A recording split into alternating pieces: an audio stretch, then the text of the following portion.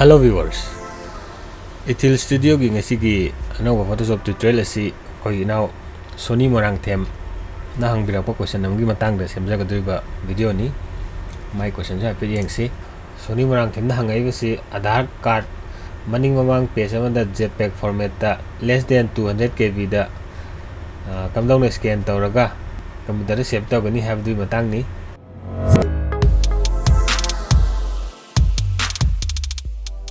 aduna ngasi tutorial asi any photo amma koina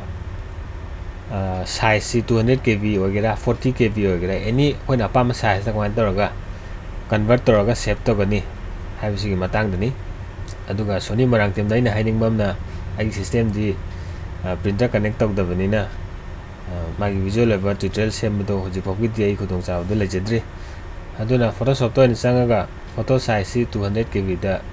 picture da oina ai semjarage oi Photoshop to changasi amada photo ma thangjalasi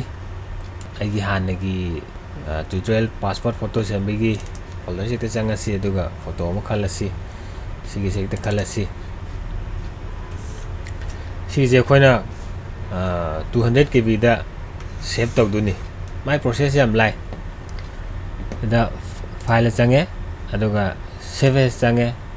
aduga si maming si 200 KB ta harasi aduga save aina nama tamda koina sida preview ina mathoi kaiguma sigi je tick column da tadi sigi tick kholo aduga si slider je chingaga thadong matam sida mai preview to e koina save tor ko doiba photo size si kya na pamino do si koi 200 habnina 152 tang sakhat si 177 173 to hen gre tang 100 si to tang heli sadi halasi aduga koina okay na nam matam da save tawkhre magi size si 200 KB ni tang sanga yengsi lere passport sange 200 KB ni thole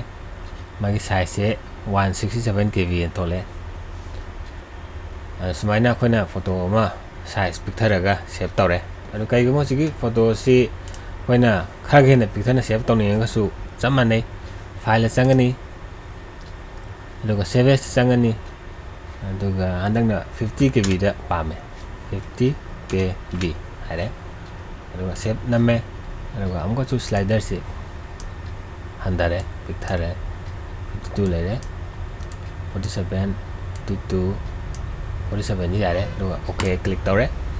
aduga su yengsi andang na 50 KB si 40.6 KB da save tawre adu si je ha ga yengsi adum